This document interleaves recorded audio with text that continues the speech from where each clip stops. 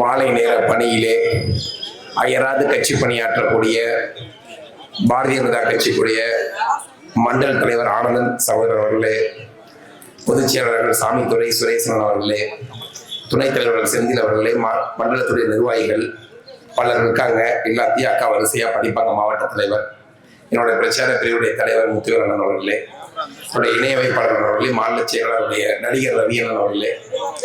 அண்ணே ஒரு நிமிஷம் அண்ணே,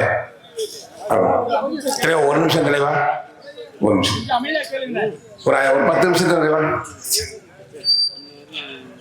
மாநிலத்துடைய செயலாளர் அரவணன் அவர்களே, ஏனைய நிர்வாகிகளே, இந்த அரியலூர் மாவட்டத்தை தமிழகத்தில் இருக்கக்கூடிய திராவிட அரசியல்வாதிகள் எல்லாம் அரியலூர் மாவட்டத்திலிருந்து விரட்டி அடைக்கக்கூடிய பெண் சிங்கமாக செயல்படக்கூடிய டாக்டர் பரமேஸ்வரி அக்கா அவர்களே,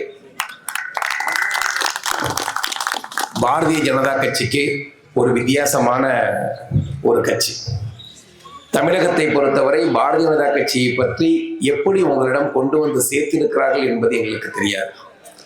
ஆனால் ஒரு எளிய குடும்பத்தை சார்ந்த ஒரு படித்த சகோதரியை ஒரு கட்சியின் மாவட்ட தலைவர் பதவிக்கு உயர்த்தி இருக்கிறார்கள் என்றால் இது திராவிட முன்னேற்ற கழகத்தில் நடக்குமா? சிந்திச்சு பாருங்க. திராவிட முன்னேற்ற கழகத்தில் மாவட்ட செயலாளராக இருக்க வேண்டும் என்றால் முன்னாள் சாராய வியாபாரியாக இருக்கணும், போலீசாரால் தேடப்படக்கூடிய நபராக இருக்கணும், கந்து வட்டி, கட்ட பஞ்சாயத்து, ஜாதி சண்டை, இந்த மாதிரியான சில குவாலிஃபிகேஷன்லாம் இருக்கு.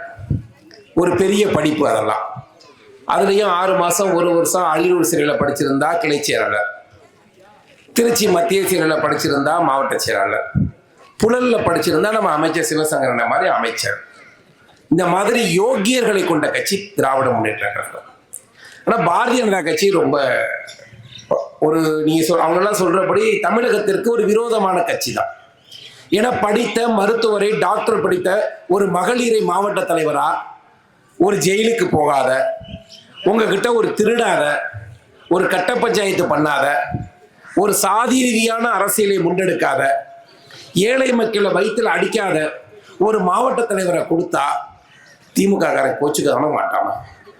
ஏன் மோடி கெட்டவங்கிறான்? அவன் வேற ஒரு காரணம், நாங்க பண்றதுதான் தப்பு, அதுதான் உண்மை. அவன் என்ன நினைக்கிறான், சோனியா காந்தி மாதிரி ஒரு நாட்டுக்கு ஒரு தலைவியை வச்சுக்கிட்டு, மன்மோகன் சிங் மாதிரி ஒரு பொம்மை இருந்துச்சுன்னா, பாகிஸ்தான் நாட்டுக்காரன் எப்போ தேவைப்பட்டாலும் 2 குண்டு போடுவான். எப்பெல்லாம் தேவையோ பாசு தம்புறதுக்கு 10 ரூபா காசு கொடுத்தாலும் அவன் பரவாயில்லப்பா நீ போய் அங்கே குண்டு போட்டுக்க, ஒரு 10 அப்பாவி இந்து சாவான். அரிசி வாங்க, கோதுமை வாங்குறதுக்கு ரேஷன் கடையில் இருக்காது. உங்களுக்கு ஒரு காங்கிரஸ் ஆட்சி ஞாபகம் இருக்குல்ல, இந்த ரயில்லாம் வரும்ல, ஒரு 11 வருஷத்துக்கு முன்னாடி இந்த ரயில் சரியான நேரத்துக்கு வந்திருக்கா? ஞாபகம் இருக்குங்களா ஐயா? எவ்வளவு நேரம் தள்ளி வரும்? ஒரு 2 மணி நேரம் லேட் ஆகும். இன்னைக்கு ரயில் எப்படி வருது? சரியான நேரத்துல. அதுவும் அரியலூரை கிராஸ் பண்ண வந்தே பாரத். இந்த மாதிரியெல்லாம் உங்களை 2 மணி நேரம் ரயில்வே ஸ்டேஷன்ல காக்க வச்சு ஒரு ஓட்ட ரயிலை கொடுத்து இருக்க இடம் இல்லாம வச்சிருந்த இந்திய மக்களை வந்தே பாரத்ல சொகுசா போன்னு நாங்க சொன்னா நாங்க நல்லவன்னு சொல்லுவாரா திமுகவும் காங்கிரஸும்?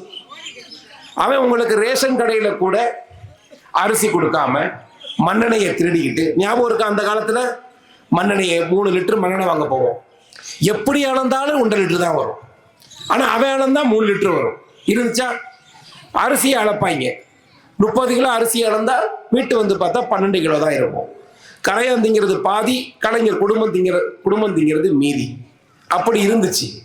இன்னைக்கு 35 கிலோ அரிசியை நேரா நீ மக்களுக்கு கொண்டு போய் கொடு அப்படின்னு மோடி சொன்னா அவர் நல்லவர்னு ஏத்துக்குவாங்க? நீங்க சொல்லுங்க. இது ஒரு அநியாயம் இல்லை மோடி பண்றது? தமிழக விரோதம் இல்லை, அக்கிரமம் இல்லை, என்ன யோகிதை அவருக்கு இருக்கு? நாங்க திருடியே பழக்கப்பட்ட ஒரு தமிழ்நாடு, திருடியே பழக்கப்பட்ட திராவிட முன்னேற்ற கழக ஒரு ஆட்சி, ஏழை வயிற்றுல அடிச்சே பழக்கப்பட்ட ஒரு காங்கிரஸ் ஆட்சி, இப்படியெல்லாம் கட்சி இருக்கும்போது இவனுங்க என்ன புதுசா நேர்மை நியாயம்? அதுலயும் பாருங்க, இந்த மனுஷன் பிரதமரா இருக்கார். ஒரு கவுன்சிலர், திமுக கவுன்சிலர் இருந்தா எவ்வளவு கொள்ளையடிக்கணும்? நம்ம ஊர்ல ஒரு கௌரவம் ஏதாவது கணக்கு இருக்கா? இந்த ஊர்ல ஓட்டு கேட்கும் போது காலில் விழுவாரு. அப்பதா மாமா, சித்தப்பா, இந்த ஊர் பிரசிடண்ட் கூட அது எந்த கட்சியும் எனக்கு தெரியாது. அப்புறம் பிரசிடண்ட் கால நாம விடணும். பிரசிடண்ட் செத்து போயிட்டாரா? ஆளே பிரசிடண்ட் மிஸ்ஸிங் ஆமல, எம்எல்ஏவும் மிஸ்ஸிங். இப்படி எல்லாம் இருந்தா அது நல்லா நீங்க. ஆனா உங்களை மாதிரி ஒரு குடும்பக்காரங்க உலகத்துல பார்க்க முடியாது. பம்பர சின்னத்துக்கு எவனாவது ஓட்டு போடுவானா? யாராவது ஓட்டு போடுவாங்களா? இல்ல மதிமுகன்னு சொன்னாங்களே, சின்ன உதயசூரி கொடுத்துட்டாங்களோ. ஓ, பழக்க தோஷத்துல அதானே. முழு திருடனுக்கு தானே நீங்க ஓட்டு போடுவீங்க, அரை திருடனுக்கு ஓட்டு போட மாட்டீங்களே. பரவாயில்ல. நான் என்ன சொல்றேங்க ஐயா, நம்ம ஒண்ணு நரேந்திர மோடிக்கு ஓட்டு போடல. நம்ம ஒண்ணு அண்ணே அண்ணே அண்ணே ஒரு நிமிஷம் இருக்குங்க. என்னண்ணே நீ சொன்னேன் உனக்காக போயிட்டு இருக்கேன். ஏனே நாங்களே இப்பதான் இந்த மாதிரி மக்கள்கிட்ட எல்லாம் கொஞ்சம் விழிப்புணர்வு பண்ணாலும் வர்றோம். சரி, ரைட். திமுக காரங்க நாம ஏதாவது கக்கனுக்கும் காமராஜருக்கும் ஓட்டு போட்டிருந்தா எம்எல்ஏ இங்க வருவார். நாம 500 ரூபாய்க்கு ஓட்டு போட்டோம். நமக்கு என்ன காமராஜரா வருவாரு? காணாம போனவன் தான் வருவோம். இது தப்பு யாருமே இல்லைண்ணே. நீங்க நரேந்திர மோடி ஐயா பண்ற தப்பு மாதிரியே நாமளும் பண்றோம். தமிழனுக்கு என்ன குணம்னா மன்னிக்கிற குணம் இருக்கு பாருங்க. சே, என்னடா இது. அவன் என்ன பண்ணான்? ஃபர்ஸ்ட் உங்ககிட்ட மொழி வெறிய உண்டு பண்ணான். கிராமமா வந்தாங்க காங்கிரஸ்காரங்க பாட்டுக்கு. பழைய நல்ல காமராஜர் மாதிரி ஆட்கள் இருக்கும்போது யோக்கியதையான ஒரு ஆட்சி நடந்துகிட்டு இருந்துச்சு. தமிழ்நாட்டில் ஒரு மதிப்பு மிகு நேர்மையான ஆட்சி இருந்துச்சு. காமராஜரும் ஜி.கே. மூப்பனார் ஐயாவும் இருந்த காங்கிரஸை ஒரு காலமும் பாரதிய ஜனதா கட்சி எதிர்க்கவில்லை. நாங்க எதிர்க்கிறது எதுனா, செல்வ பெருந்தகை மாதிரி கந்துவெட்டிக்காரனும் கட்ட பஞ்சாயத்து பண்றவனு இருக்கிற காங்கிரஸை தான் பிஜேபி எதுக்குது. அந்த காங்கிரஸை எதிர்க்கிறதுக்கு உங்ககிட்ட வீதி வீதியா வந்தாங்க. கலைஞர் கும்பல், அண்ணா கும்பல் எல்லாம் வந்து பாருங்க ஹிந்தியை நுழைக்க பார்க்குறாங்க, நீங்க எல்லாம் எழுந்து வாங்க சொன்னாங்களா? இந்த ஐயா காலத்துல புரட்சிகரமா பேசியிருப்பாங்க. ஏழைகளே வெளியே வாருங்கள், படித்தவர்களே வெளியே வாருங்கள். என்னைக்கு படிச்சவனா எம்பியா போட்டோமோ ராசா தான் 1.5 லட்சம் கோடி ஆட்டை போட்டு போனான். படிக்காத காமராஜர் எங்கேயாவது திருடினாரா? செருப்பு கூட போடல. இந்த படிச்சவன். ஆனா உங்க மாவட்டத்துக்கு ஒரு பெருமை இருக்கு, பெரம்பலூர் அருகில் இருக்கு. இந்தியாவிலேயே அதிக ஆட்டை போட்ட மாவட்டங்கிற ஒரு கௌரவத்தை கொடுத்துருக்காங்க. அதுல திமுக காரங்களுக்கும் சரி, இந்த மாவட்ட மக்களுக்கும் இங்கெல்லாம் சேர்ந்தனா ஒரு பெரம்பலூர் மாவட்டம். நீங்க ஓட்டே போட்டிருக்கீங்க ராசாவுக்கு. இதை விட என்ன பெருமை இருக்கு? 1,75,000 கோடி எடுத்துட்டு போனவங்க உங்ககிட்ட வந்து மொழி ரீதியா பிரிவினையை வச்சாங்க. அப்புறம் நம்ம என்ன பண்ணோம்? பாவம், நாம எல்லாம் இன்னைக்கு எதுவுமே கிடைக்காம காணாம போன எம்எல்ஏவும் காணாம போன பிரசிடண்டும் இருக்கிறதுக்கு காரணமே காமராஜரை தோக்கடிச்சவங்க தானே. நம்ம அந்த பாவம் நம்மளை அரசியல்ல சும்மா விடுமா? அந்த பாவம் நம்மளை கேட்குமா? கேட்காதா? காமராஜர் போன்ற அரசியலில் தூய மனிதர்கள் எல்லாம் அரசியலை விட்டு விரட்டியதுடைய பாவம் இன்னைக்கு சிவசங்கர் போன்றோரெல்லாம் அமைச்சர் பதவியில் இருக்கிறாங்க. யோசிச்சு பாருங்க, நாம் செய்த பாவங்களை நாம் தான் யோசிக்கணும். அன்று காமராஜருக்கு வாக்களிக்கவில்லை, இன்று நரேந்திர மோடிக்கும் வாக்களிக்காமல் விட்டுவிட்டால் காமராஜருடைய ஆன்மாவை போல இன்னும் 3 தலைமுறைக்கு கேட்கும். இன்னைக்கு ஒரு பிட்பாக்கெட் திருட மந்திரி, அடுத்து பிளேடு போடுறவன் தான் மந்திரியா வருவான். இதுதான் யதார்த்தம். ஏன்னா உங்களுடைய வாக்குகளுடைய வலிமை உங்களுக்கு தெரியாத வரை உங்களை ஆள்பவர்கள் ஏமாற்றுக்காரர்களாக, மோசடி பேர்வழிகளாகத்தான் இருப்பார்கள். உங்க சட்டையில இருக்கக்கூடிய ஒரு சின்ன பட்டன் விழுந்தா எடுத்து வைக்கிறீங்க, அந்த வாக்கு மேல உங்களுக்கு மரியாதை இருக்கு. வீட்டுல இருந்து ஒரு சோப்பு டப்பா தொலைஞ்சு போனா கூட வீட்டுக்காரன் அடிச்சு துவைச்சு கண்டுபிடிக்கிறீங்க. அந்த அளவிற்கு உங்க பொருட்கள் மேல உங்களுக்கு மரியாதை இருக்கு. ஆனா உங்க ஓட்டு மேல வெறும் 300 ரூபாய் 200 ரூபாய்க்கு வித்துட்டு போயிடுறோமே. இன்னைக்கு மோடியை என்ன பாவம் பண்ணாரு? இந்த கிராமத்துக்கெல்லாம் ரோடு கொடுத்தாரு, வீட்டுக்கு வீடு பைப்பு கொடுத்தாரா? அந்த பைப்புக்கு 2000 ரூபாய் ஆட்டை போட்டாங்களா? எவ்வளவு போட்டாங்க? எவ்வளோமா? 5000 போட்டுருக்காங்க. அண்ணா எங்க உங்க ஊர் எதுலையுமே டாப்புங்க. நான் தமிழ்நாடு ஃபுல்லா வர்றேன். 1000, 1500, 2000 தான். இந்த ஊர் பஞ்சாயத்து தலைவர் பரவாயில்ல, உங்கள்கிட்ட 5000 ரூபாய் பெற்றுக்கொண்டு விட்டார்.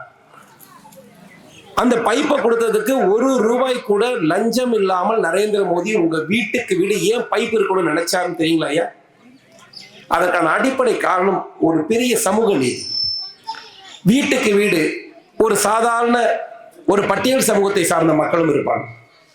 ஒவ்வொரு கிராமங்களிலும் ஒரு பொது இடத்துல போய் தண்ணீர் குடிக்கணும்னா ஒரு பட்டியல் சமூகத்தை சார்ந்தவர்கள் அந்த இடத்துக்கு போனாங்கன்னா அந்த இடத்தில் அவர்கள் அவமரியாதையை சந்திச்சாங்களா? இருந்துச்சா?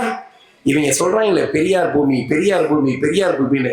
என் தலைவன் நரேந்திர மோடி தான் உண்மையான இந்த நாட்டின் பெரியவர். வீட்டுக்கு வீடு இந்த குடிநீர் திட்டத்தை கொண்டு வந்த நோக்கம் என் பட்டியல் சகோதரி கூட தலை நிமிர்ந்து தண்ணீர் குடிக்கணுங்கிற நோக்கம். தலை நிமிர்ந்து இருக்கணும் அந்த கிராமத்துல. இன்னைக்கு இருக்குல்ல, ஆனா தலை நிமிர்றதுலயும் 5000 ரூபாய் அட்டை போட்டிருக்காங்க. எவ்வளவு பெரிய குடும்பக்கார பிரசிடண்ட். இந்த யதார்த்தத்தை நீங்கள் புரிந்து கொள்ள வேண்டும். 35 கிலோ அரிசி கொடுத்தார். எல்லா ரேஷன் கடையிலும் 35 கிலோ அரிசி. அது நேரடியாக பாரத பிரதமர் மோடி ஐயா கொடுக்கக்கூடிய அரிசி. அந்த யதார்த்தத்தை நீங்கள் புரிந்து கொள்ளுங்கள். ஏழைகளுக்கு மோடி ஐயா திட்டத்துல வீடு கொடுத்தோம். வீடு கொடுத்தது நாங்க. அந்த வீட்டுக்கு ஜல்லியும் மண்ணும் வாங்கினா ஆட்டை போடுறது திமுக காரன். 2,30,000 ரூபாய் பணத்தை மத்திய அரசு கொடுக்குது. அதுல காசு ஆட்டை போடுறது திமுக கும்பல். விவசாயிகளுக்கு வருஷத்துக்கு 6,000 ரூபாய் வாங்கியிருக்கீங்களா? யாராவது இங்க கொஞ்சம் கை தூக்குங்களே. எல்லாரும் வாங்கிட்டு மோடி ஐயா கெட்டவர்னு சொல்ற மாதிரி ஒரு ஊர் இருக்கு பாருங்க. யதார்த்தத்தை புரிஞ்சுக்கங்கய்யா. அவர் ஒவ்வொரு திட்டத்தையும் நீங்க என்ன தெரியுமா நினைக்கிறீங்க? நாங்கெல்லாம் அந்த காலத்திலேருந்து ஓட்டு போட்டு பழகிட்டோம், அந்த காலத்திலேருந்து செஞ்சிட்டோம், நாம ஏன் மாறணும்னு நினைக்கிறீங்க? ஆனா தலைமுறைகள் மாறிவிட்டது. திராவிட முன்னேற்ற கழகத்தை ஆரம்பித்த எந்த யோக்கியவான்களும் இப்போ உயிரோடு இல்லை. அயோக்கிய உதயநிதிகள் தான் இருக்கிறார்கள். இந்த யதார்த்தத்தை புரிந்து கொள்ளுங்கள். தமிழ்நாடும் இந்த கிராமமும் நல்லா இருக்கணும்னா ஒவ்வொரு திட்டத்தையும் பார்த்து பார்த்து பார்த்து பார்த்து மோடி ஐயா செய்கிறார். இந்த 6,000 ரூபாய் வாங்குறதுக்கு யாராவது பாஜக காரங்கிட்ட கையெழுத்து வாங்கினீங்களா? எங்கேயாவது எங்களுக்கு தெரிஞ்சு நீங்க வாங்கினீங்களா? 1000 ரூபாய் வாங்குறாங்களே மகளிர், திமுக காரங்க இல்லாம வாங்கிட முடியுமா? நான் இந்த பொதுமக்கள்கிட்ட கேட்கிறேன். நான் பேசுவது தவறாக இருந்தால் நீங்க என்கிட்ட நேரடியாவே கருத்து சொல்லுங்க. பாதி பேத்துக்கு இல்ல, திமுக காரங்க எழுதி கொடுக்கணும். அந்த 1000த்துல கமிஷன் இருக்கோ இல்லையோ, மாசம் 1000 ரூபாய் கொடுத்துட்டு கரண்ட் பில்ல 2000 ரூபாய் வாங்கிக்கிறது. இது எவ்வளவு பெரிய திருட்டு! கரண்ட் பில்லு 2000 ரூபாய். 5 வருஷத்துக்கு முன்னாடி எடப்பாடி ஐயா காலத்தில் எந்த விதமான கரண்ட் கட்டணமும் இல்லாம இருந்தோம். 100 யூனிட் ஃப்ரீயா இருந்துச்சு. 80 யூனிட் தான் ஒரு வீட்டுல ஓடுனுச்சு. அன்னைக்கு நம்ம எந்த விதமான காசு கொடுக்க வேண்டிய நிலைமை இல்லாம இருந்துச்சு. ஆனா இன்னைக்கு அப்படி இருக்குதா? இன்னைக்கு புதிய ஒரு மோசடியை திராவிட முன்னேற்ற கழகம் சொல்லிக் கொண்டு வருகிறார்கள். 100 நாள் வேலை வாய்ப்பை பாரத பிரதமர் நிறுத்தி விட்டார் அப்படின்னு சொன்னாங்களாமா? சொல்லிட்டு இருக்காங்களா? ஏன் சொல்றாங்கிற கதைக்கு தான் ஊர் ஊரா அலைஞ்சிட்டு இருக்கோம். ஏன்னா அவங்க கிட்ட ஒட்டுமொத்த மீடியாவும் இருக்கு. எந்த பொய்யையும் ஒரே நைட்ல ஒரே நிமிஷத்துல சொல்லிடுவாங்க. முன்னாடி எல்லாம் டிவியில உண்மை வந்துச்சு. இன்னைக்கு காசு கொடுத்தா அந்த செய்தியை போடக்கூடிய விளம்பர கம்பெனி தான் டிவி. இந்த உண்மையை புரிஞ்சுக்கணும். 100 நாள் வேலை வாய்ப்பை 125 நாட்களாக மோடி ஐயா உயர்த்தி இருக்கிறார். சம்பளத்தை 7 நாள்ல அக்கௌண்ட்ல போடணும். முன்னாடி 15 நாள் 2 மாசம் 3 மாதம் இருந்ததை இனிமே 7 நாட்கள்ல உங்க அக்கௌண்ட்ல கொண்டாந்து பணத்தை போடணும். சாப்பிட்டுருக்காங்களா? அப்ப எவ்வளவு பெருமையா சொல்றாரு பாருங்க. எவ்வளவு சாப்பிட்டுருக்காங்கய்யா? பாதி பணத்தை சாப்பிட்டாங்க. இப்ப அவங்க காந்திக்காக ஒண்ணு வருத்தப்படல, அத காந்தி கணக்கா வச்சிருந்தாங்க. காந்தியை பாரதிய ஜனதா கட்சி 2வது முறையாக கொலை செய்து விட்டதுன்னு சிதம்பரம் சொல்றார். முதல் தடவை கொலை செய்தது நீங்கள். என்னைக்கு சோனியா காந்தி குடும்பத்திற்கு காந்தியின் பெயரை வைத்தீர்களோ அன்னைக்கே காந்தி செத்து போயிட்டார். இந்த நாட்டில் ஒரு அகிம்சை வழியிலே, ஒரு நேர்மை வழியிலே இந்த நாட்டிற்கு சுதந்திரம் வாங்கி கொடுத்த போது ஒரு மேல் சட்டை கூட இல்லாத ஒரு யோக்கிய காந்தியின் பெயரை இத்தாலியின் அடிமை நாடு முழுவதும் ஊழல் செய்யக்கூடிய ஒரு அயோக்கிய குடும்பத்திற்கு வைத்த போதே காந்தி இறந்து விட்டார். அதனாலதான் நாங்க என்ன நினைக்கிறோம்னா, எப்படியாவது மகாத்மா காந்தியை இந்த காங்கிரஸ்காரங்கிட்ட இருந்து காப்பாற்றணும்னு நினைக்கிறோம். இந்த 100 நாள் வேலை வாய்ப்பு மூலமாகவே காந்தி கணக்காக தான் இருக்காது. காந்தி கணக்குனாலே அது என்ன கணக்குன்னு நமக்கு தெரியும். அப்ப முடிவு பண்றாரு, இனிமே வேலைக்கு பிளாக்ல அட்டையெல்லாம் போட முடியாது. அட்டை போட்டாங்களா? அட்டை எப்படி இருக்கும்? 100 பேருக்கு வேலை, 150 பேருக்கு கணக்கு. இனிமே அதுக்கெல்லாம் மொத்தமா வச்சுட்டாரு மோடி ஐயா. இனி காந்தி கணக்கு கிடையாது, அது சுபாஷ் சந்திரபோஸ் கணக்காக மாறிடுச்சு, நேதாஜி கணக்கா மாறிடுச்சு. இனிமே யார் கிராமத்துல வேலை செய்யணும்னாலும் கையில பதிவு பண்ணணும் கைரேகையை. கைரேகை இல்லாதவர்களுக்கு கால் ரேகையோ அதுக்கு ஏதோ ஒரு ரூல்ஸ் வச்சிருப்பாங்க. அப்புறம் கையில ரேகையிலேயே ஒரு ஐயா சொல்லுவார், சாதாரண ஊர் இல்லை இது, ஆசாவே ஜெயிக்க வச்ச ஊர், கொஞ்சம் உஷாரா தான் பேசணும். கை ரேகையை வைக்கணும். கைரேகை வச்சா காலையிலேருந்து 8 மணி நேரம் வேலை செஞ்சாதான் சம்பளம். இனிமே வீட்டில் படுத்து கிடக்கிற சக்கம்மாவுக்கு சம்பளம் கிடையாது. திமுக கிட்ட கிளைச்சலாட்ட கையெழுத்து போட்டிருக்காங்க மாமன் ராமசாமிக்கு இனி சம்பளம் கிடையாது. ராமசாமியா இருந்தாலும் மாடசாமியா இருந்தாலும் மாடு ஓட்டுற வயல்ல வந்து குளத்தை நோண்டி வேலை செஞ்சாதான் சம்பளம் அப்படின்னு மோடி ஐயா கொண்டு வந்தா திமுக விடுமா? ஏங்க ஒரு திட்டம் வந்தா ஒரு 10 ரூபா திருடுறது இல்லையாங்க? இந்த மோடி ஐயா இப்படியே பண்ணா எப்படிங்க ஸ்டாலின் ஏத்துக்குவாரு? திருடியே பழக்கப்பட்டவங்க அவங்களால திருடாமையே இருக்கு. ஆனா வீட்டுக்குள்ள ஒரு 100 ரூபாய் எடுக்கிறோம்னு வச்சுக்கோங்களேன், நாம என்ன பண்ணுவோம்? கேட்டு மனைவிட்ட கேட்போம், அம்மாட்ட கேட்போம், பிள்ளைகிட்ட கேட்போம். அவங்களுக்கு வீட்டுக்குள்ள காசை கூட யாருக்கும் தெரியாம திருடிட்டு வந்தே பழகிட்டாங்க. அவங்க விட்டு காசையே திருட்டுத்தனமா எடுத்து தின்னாதான் மனசாரும். அப்படிதான் இன்றைய தமிழக திமுகவுடைய அமைச்சர்களும் திமுக காரங்களும் இருக்கிறாங்க. அப்ப நீங்க எதுலையுமே திருட விட மாட்டேங்கிறார் மோடி ஐயா. 100 ரூபாய் காசு மத்திய அரசு இருந்து வரும், ஒரு 40 ரூபாய் கிராமத்துல தின்னுகிட்டு இருந்தோம்.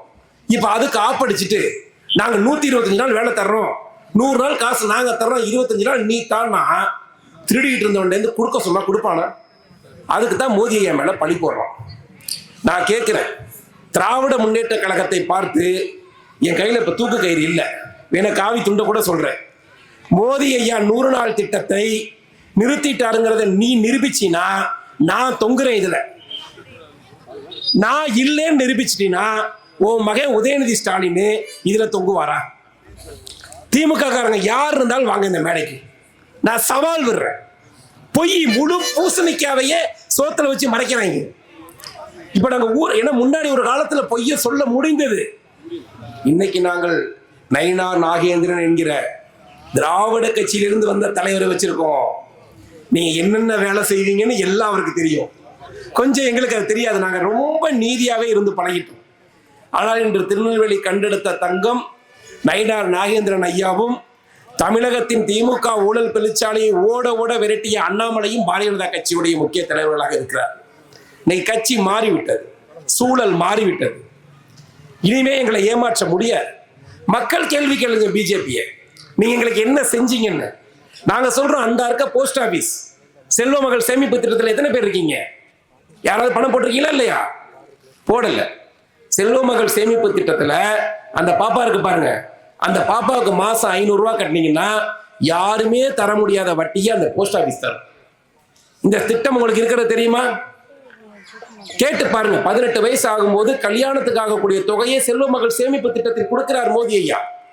ஒரு காலத்தில் வீட்டிலே மகள் பிறந்தால் கள்ளிப்பால் வச்சு கொள்ளுன்னு சொன்ன காலம் போக, இன்னைக்கு இந்த நாட்டிலே எந்த மகள் பிறந்தாலும் அவள் இந்த நாட்டின் செல்வ மகள், என்னுடைய மகள் என்று நரேந்திர மோடி ஐயா சொல்றார். இப்படி ஒரு தலைவர் இந்த உலகத்துல இருந்தா தன்னுடைய மகள் கனிமொழிக்காகவே உழைக்கக்கூடிய ஒரு கட்சி ஏத்துக்குமா? நல்லவர்னு சொல்லுமா? இதுல வேற இஸ்லாமியர்கள், அதாவது ஆடு கசாப்பு கடைக்காரனை தான் நம்புமா? ஏன் எதுக்குன்னே தெரியாது. அவனுக்கு என்னமோ திராவிட முன்னேற்ற கழகம் வந்து இஸ்லாமியர் வாழ்க்கையில எல்லாம் முன்னேற்றின மாதிரி, ஜமாத்துக்கெல்லாம் பணத்தை அள்ளி கொடுத்த மாதிரி, அவன் மோதி கெட்டவனா இவங்க அதுக்கு மேல இஸ்லாமியர்கள் எல்லாம் இந்தியாவில் இருக்க முடியாது. 11 வருஷமா இருக்கோங்க ஆட்சியில இருக்கோம்ல. இந்த ஊர்ல இருக்க எந்த இஸ்லாமியராக நாங்க போய் சந்தேகிட்டோமா? எந்த பள்ளிவாசல் தொழுகைகளாவது போய் நாங்க போய் அங்க பள்ளிவாசல் இருக்கக்கூடாதுன்னு சொன்னோமா? எந்த கிறிஸ்துவ பேராலயத்திலேயாவது கிறிஸ்துமஸ் கொண்டாடக்கூடாதுன்னு நாங்க சொல்றோமா? நாங்கள் என்ன நியாயம் கேட்கிறோங்கிறத மக்கள் புரிந்து கொள்ளுங்க. திருப்பரங்குன்றம் இந்துக்களுக்கான கோவிலா இல்ல இஸ்லாமியர்களுக்கான கோவிலா? சொல்லுங்க. இந்துக்களுக்கான கோவில். அதைத்தான் நாங்களும் சொல்றோம். அந்த கோயில்ல தீபம் ஏற்றுவதற்கு நாங்க நீதிமன்றத்தில் போய் நாடி, இந்த கோயில்ல தீபம் ஏற்றுறதுக்கு ஸ்டாலின் போய் பர்மிஷன் வாங்கணுமாமா? ஸ்டாலின் போய் நம்ம வாங்கணுமா? ஏன் கோயில்ல நான் விளக்கேற்றேன், இத நீதிமன்றம் உத்தரவு கொடுக்குது. ஆனால் அந்த உத்தரவையும் மதிக்காத இந்த திராவிட முன்னேற்ற கழக அரசு சில மத வெறி கொண்ட கும்பலோடு இணைந்து கொண்டு இந்துக்களை கேவலப்படுத்த, அவமானப்படுத்த, நாம் வணங்கி கொண்டிருக்கக்கூடிய முருகனுக்கே தீபமேற்ற விடாத பாவத்தை செய்த தீய சக்தி திராவிட முன்னேற்ற கழகம் இனி தமிழகத்தில் ஆட்சியில் இருக்கலாமா? சொல்லுங்க மக்களே, உங்ககிட்ட நியாயம் கேட்கிறேன்.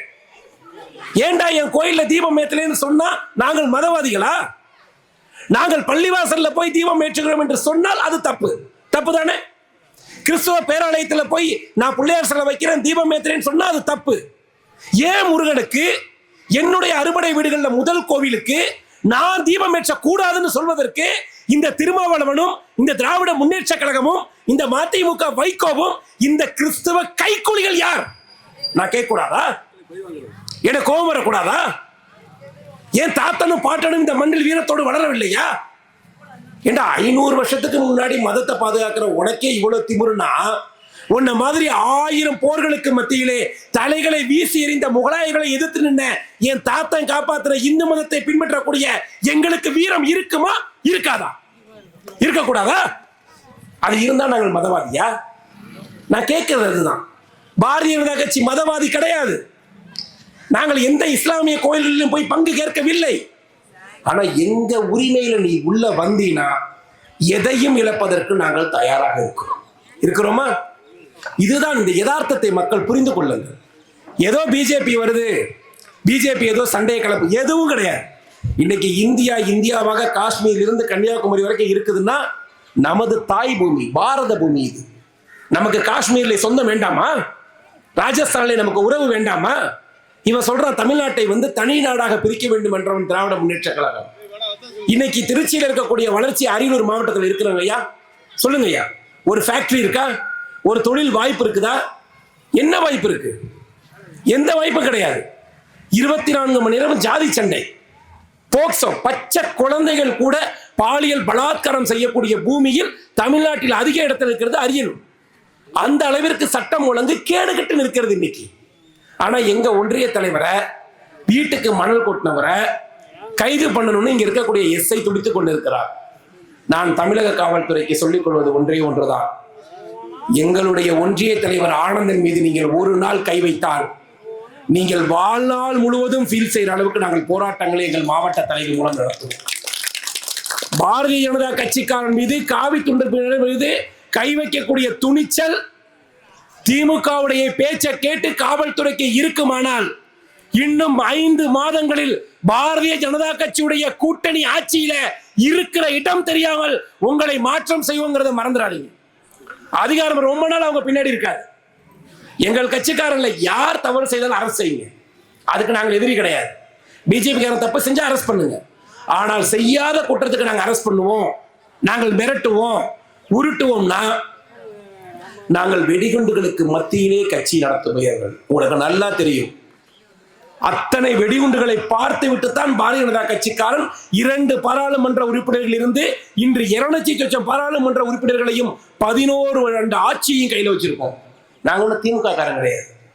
காவல்துறை தூக்கி ஜெயிலில் வச்சு காவல்துறை மிரட்டுனா உருட்டுனா நாங்கள் உங்களுக்கு பின்னாடி இந்த ஸ்டாலின் இருக்கிறதுக்கே உங்களுக்கு இவ்வளவு திமிர் இருக்குன்னா, எங்களுக்கு பின்னால் இந்தியாவையே கைவிரல் வைத்திருக்கக்கூடிய அமித்ஷா இருக்கிறாரு, எங்களுக்கு திமிர் இருக்காதா?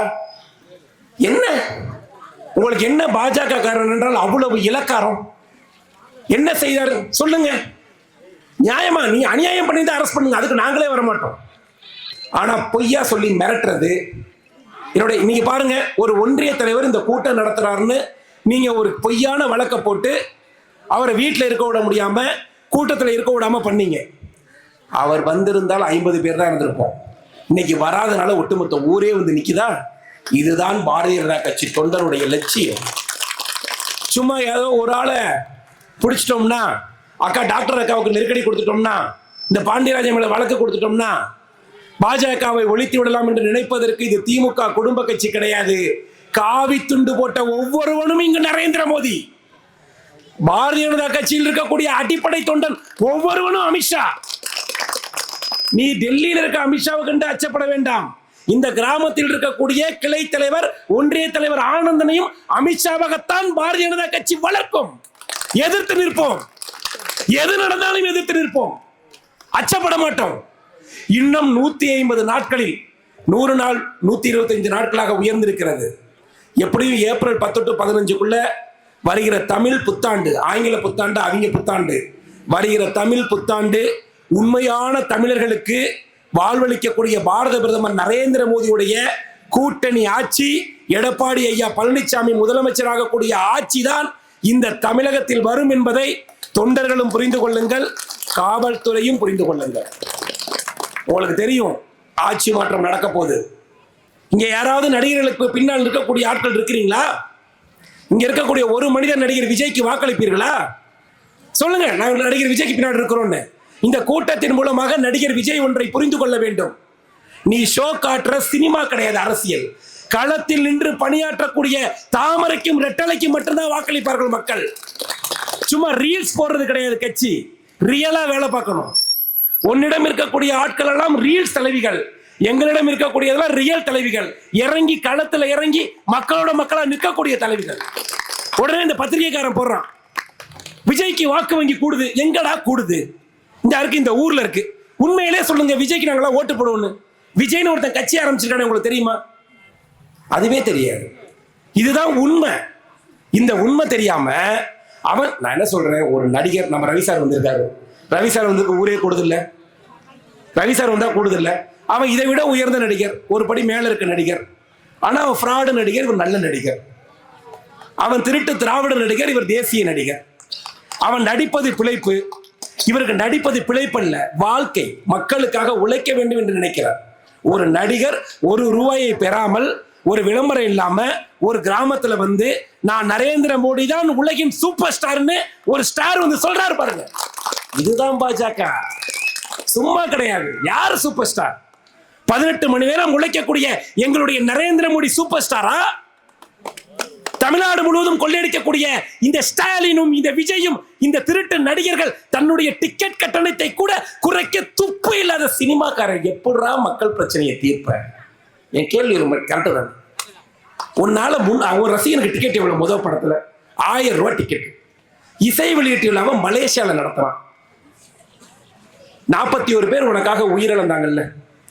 தீபாவளியை கொண்டாடக்கூடாதுன்னு நீ சொன்னில்ல.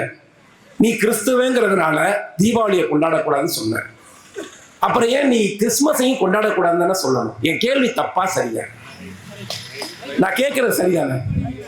கிறிஸ்துமஸையும் கொண்டாடக்கூடாதுல்லண்ணே. ஆனா கிறிஸ்துமஸை கொண்டாடுவாங்க, ஏன்னா அவன் வீட்டில் நடக்கிறது. தீபாவளியை தான் இவங்களுக்கு கொண்டாடக்கூடாது. இந்த ஸ்டாலினுக்கும் இந்த விஜய்க்கும் இந்த திமுக சார்ந்த கட்சிகளுக்கும் தீபாவளி பொங்கல்னா தான் அவங்களுக்கு அப்படியே மத சார்பற்றவங்க ஆயிடுவாங்க. பள்ளிவாசல்ல பிரியாணின்னு சொல்லுங்க, நாயை விட வேகமா போவாங்க. குரும இன்னமோ கஞ்சிக்கு வெளியேற்றுவீங்க மாதிரி நீங்க ஒண்ணுமேல ஒரு பள்ளிவாசல்ல குர்பானி கொடுக்குறாங்கன்னு சொல்லுங்களே, நாக்க தொங்க போட்டு முதல்ல திருமணம் போய் உட்காந்துருப்பார். ஒரு தொப்பியை தூக்கி தலையில வச்சுக்குவாங்க. வச்சுக்கிட்டு அந்த கஞ்சியை குடிப்பாங்க. குடிச்சுக்கிட்டு அவங்ககிட்ட ஒரு 100 ரூபா வாங்கி பாக்கெட்ல வச்சுக்கிட்டு, நாங்க மோதியை பார்த்துக்கிறோம், நீ கவலைப்படாத. அவன் ஒரு முட்டா பையன், 11 வருஷமா இவங்க பார்க்கிற பார்வையில தான் ஆட்சியிலேயே நாங்க இருக்கிறோம். இது தெரியாது. அவன் ஒண்ணு என்னத்தான் சொல்ற, அத்தா பாத்திரியாத்தா பயந்துருவாரு பாராளுமன்றத்துல. நான் போய் நின்னோன்னு வச்சுக்க, நீங்கதான் உள்ளேயே போறது இல்லையே. இவங்க முழுக்க நான் டெல்லியில இருந்ததுனால சொல்றேன். சம்சா கேண்டீன்ல தாங்க போய் உட்காந்துருப்பாங்க இந்த 39 பயிலும். அங்க பேப லேது, ஹிந்தி லேது, ஒன்னும் தெரியாது. நேரா போவாங்க. போனோன்னு டெல்லி குளிர் ஒத்துக்காது. பாதி பேருக்கு ஜுரம் வந்துடும். போய் வீட்டில் போய் சுடுங்க குடிச்சு தூங்கிடுவாங்க. தேவைப்பட்டா ராகுல் காந்தி தான் சொல்லுவான். அவன் அதுக்கு மேல அவன் நாட்டுடைய தலையிலத்தை பாருங்க. மென்டல்.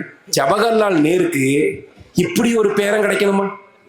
அவன் ராகுலுக்கு எதிரியா? நீ எதிரியா இருக்கிற வரைக்கும் பிஜேபி தான் 100 வருஷத்துக்கு முதல் பிரதமரா இருக்கும். எங்களுக்கு அதுதான். காங்கிரஸ் செய்த உத்தமம் என்னன்னா, ஜவஹர்லால் நேரு குடும்பத்துல ராகுல் காந்தி ஒருத்தன் பிறந்தான் பாருங்க. அதுதாங்க. எப்படி பிஜேபி ஆட்சி வந்து ஒண்ணுமே இல்ல, ராகுல் காந்தி இருந்தா யார் வேணாலும் ஆட்சிக்கிறோம். அவனை இன்னும் 50 வருஷம் அவன் இருக்கட்டும் வேண்டிக்கிறோம். எங்க பிரதமரை பார்த்திருக்கீங்களா? ராகுல் காந்தி பிறந்த நாளைக்கு சந்தோஷமா பார்லிமெண்ட்ல, ராகுல்ஜி நீங்க நல்லா வாழணும் ஜி. ஏன் வாழணும்னா, நீங்க நல்லா இருந்தாதான் ஜி எங்க கட்சி ஆட்சியில இருக்கும். நீங்க இன்னும் 50 வருஷம் யாத்திரை போனாதான் ஜி. அவர் எங்க யாத்திரைக்கு போறாரோ அங்கெல்லாம் பிஜேபி ஆட்சிக்கு வந்துடும். நாங்க கூட இப்ப என்ன தெரியுமா கேட்டிருக்கோம்? ராகுல் காந்தியை நாங்க என்ன தெரியுமா கேட்கிறோம்? ஐயா, இப்ப நான் முந்தா நாள் செய்தி பார்த்தேன், ஒரு வாரத்துக்கு முன்னாடி. ராகுல் காந்தி தமிழகம் முழுவதும் யாத்திரைனாங்க. அப்பா, நமக்கு ஒரு வாய்ப்பு கிடைச்சிருச்சுடா. ஏன்னா அண்ணாமலை எண்மண் எண் மக்கள் யாத்திரை போனாரு. எங்கள் நயினார் தமிழ்நாடு தமிழன் தலைநிமிரன் யாத்திரை போறாரு. அண்ணாமலைக்கு இந்த ஒட்டுமொத்த தமிழ்நாடு ரசிகர் தான், அதை மறந்துடாதீங்க. யாத்திரை போனாரு. இந்த 2 யாத்திரை இல்லாத சந்தோஷம் எனக்கு. ராகுல் காந்தி எப்படா வருவான்? ஏன்னா ஒரு கோமாளியை பார்த்தா தானே உங்களுக்கு ஸ்டார்னா யாருன்னு தெரியும். நீங்க நரேந்திர மோடியாவை எப்படி ஒப்பிட முடியும்? இப்ப எம்ஜிஆர் இருக்கிற வரைக்கும் கலைஞர் ஜெயிக்க முடிஞ்சா? ஏன்னா அது ஸ்டார். இது திருடன். பார்க்கும் போதே வித்தியாசம் தெரியும். இப்ப ஸ்டாலின் எப்ப ஜெயிக்கிறாரு? கலைஞர் செத்ததுக்கு அப்புறம் தான் ஜெயிக்க முடியுது. புரட்சி தலைவி அவங்க போனதுக்கு அப்புறம் தான் ஜெயிக்க முடியுது. இது யதார்த்தம். ஆனா ஸ்டாலின் நினைக்கல, நம்ம குடும்பம் இன்னும் 50 வருஷத்துக்கு நம்ம கண்ட்ரோல்ல தான் இருக்கும்னு நினைச்சாங்க. ஆனா இந்த பிஜேபி, இந்த அதிமுக இப்படி காப்பாத்திருக்க கூடாதுங்க. இந்த திராவிட முன்னேற்ற கழகங்களோட வேதனை என்னன்னா, எங்கேயோ கிராமத்துல இருந்த ஒரு விவசாயியை வச்சுக்கிட்டு 4 வருஷம் நல்ல முதலமைச்சர்னு பேர் வாங்கிட்டாங்க. ஒரு டிவி கிடையாது, ஒரு நடிகர்களுடைய பேச்சு கிடையாது. ஆனா எடப்பாடி ஐயா நல்ல முதலமைச்சர். நல்ல முதலமைச்சர் தானே? உண்மையிலே பாரதிய ஜனதா கட்சி சொல்கிறோம், எடப்பாடி பழனிசாமி ஐயா புரட்சி தலைவி அம்மா போல சிறந்த முதலமைச்சர். அதுல மாற்று கருத்தே கிடையாது. ஒரு கிராமத்திலிருந்து வந்து ஒரு ஏழை விவசாயி அந்த கொரோனா நேரத்துல டீல் பண்ணார் பாருங்க. கொரோனா நேரத்துல 2 ஆண்டு காலம் எடப்பாடி பழனிசாமி இல்லாமல் நாங்க மட்டும் அந்த மருந்தை கொடுத்தோம்னு வச்சுக்கோங்க, ரேஷன்கள்ல பொருள் கிடைக்கிற மாதிரி தான் கிடைச்சிருக்கும். இதுல பாதி கூட்டம் இருந்திருக்காது, பரலோக ஆண்டவனே போயிருப்போம். பாதியை முடிச்சிருப்பாங்க. ஏதோ எடப்பாடி ஐயா இருந்ததுனால நாங்க கொடுத்து விட்ட ஊசிய கொண்டு வந்து இலவசமா போட்டு, இன்னைக்கு மோடி ஐயா மூலமாகவும் எடப்பாடி ஐயா மூலமாகத்தான் இங்க இருக்கக்கூடிய பல பேர் உயிரோடையே இருக்கிறோம் என்கிற உண்மையை புரிந்து கொள்ளுங்கள். திமுக மட்டும் இருந்துச்சு வச்சுக்கோங்க, நிறம் மர்கையா. இப்ப எஸ்ஐஆர்ல காணா போன ஓட்டை விட இன்னும் பாதி காணா போயிருக்கும். இப்ப இந்த போலி வாக்காளரை பாத்தீங்களா? அவங்க சொல்றாங்க மிஷின்ல கோளாறு. ஃபர்ஸ்ட் சொல்லி பார்த்தாங்க, நம்ம என்ன சொல்லுவோம் ராகுல்ஜி, மிஷின்ல கோளாறுன்னு சொல்லிடுவோம், இவங்களை ஏமாத்திடலான்னு. மிஷின்ல கோளாறுப்பா அப்படின்னாங்க, நம்பல. அடுத்து கள்ள ஓட்டு கோளாறுனாங்க, அப்புறம் அதையும் நம்பல. அப்ப கள்ள ஓட்டு கோளாறு, மிஷின்லையும் கோளாறுங்கிற மோடி ஐயா பார்த்தாரு. வீட்டுக்கு விட வந்து யாருக்கெல்லாம் ஓட்டு இருக்கு இல்லைன்னு பார்ப்போம்னு பார்த்தா, இந்த சட்டமன்றத்தில் மட்டும் 40,000 ஓட்டை காணும். 40,000 முனிசாமி ஓட்டு போட்டு இருந்திருக்காரு திமுகவுக்கு. திமுகவே ஒரு கள்ள ஓட்டு கண்ணாயிரம் தான். இந்த ஸ்டாலின்ங்கிறத மறந்துடாதீங்க. முழுக்க முழுக்க கள்ள ஓட்டுனால பூத்துக்கு 50 ஓட்டு. நீங்க நினைப்பீங்க எப்படி பூத்துக்கு 50 ஓட்டுல ஜெயிக்க முடியும்? அவங்க ஜெயிக்கிறதே 4,000 ஓட்டு, 5,000 ஓட்டுல. இந்த பூத்துல 50 ஓட்டு இருக்குன்னு வச்சுக்கோங்க, 300 பூத் இருக்கு, 15,000 ஓட்டுல ஜெயிப்பாங்களா மாட்டாங்களா? எஸ்ஐஆர் வந்தது யாருக்கு கேடோ இல்லையோ, திராவிட முன்னேற்ற கழகம் என்கிற கட்சியை கலைஞர் சமாதியோடு புதைப்பதற்காக வந்ததுதான் இந்த எஸ்ஐஆர். இனிமே கள்ள ஓட்டை நீங்க சேர்க்கவும் முடியாது. இப்ப 50,000 ஓட்டை காணும்னு சொல்றோம். இப்ப நீங்க எல்லாரும் ஓட்டு இருக்கான்னு செக் பண்ணீங்களா? செக் பண்ணீங்களா இல்லையா? செக் பண்ணீங்களா? எல்லாருக்கும் ஓட்டு இருக்கா? இங்க இருக்க யாருக்கும் ஓட்டு காணா போல? யாருக்கு இங்க இருக்க ஒருத்தருக்கு ஓட்டு காணும்னு சொல்லுங்க. காணாம போ அண்ணன் சொல்ற மாதிரி காணாம போன ஓட்டெல்லாம் கள்ள ஓட்டு. இங்க இருக்கிற ஓட்டெல்லாம் நரேந்திர மோடியுடைய நல்ல ஓட்டு, வேற ஒண்ணும் கிடையாது.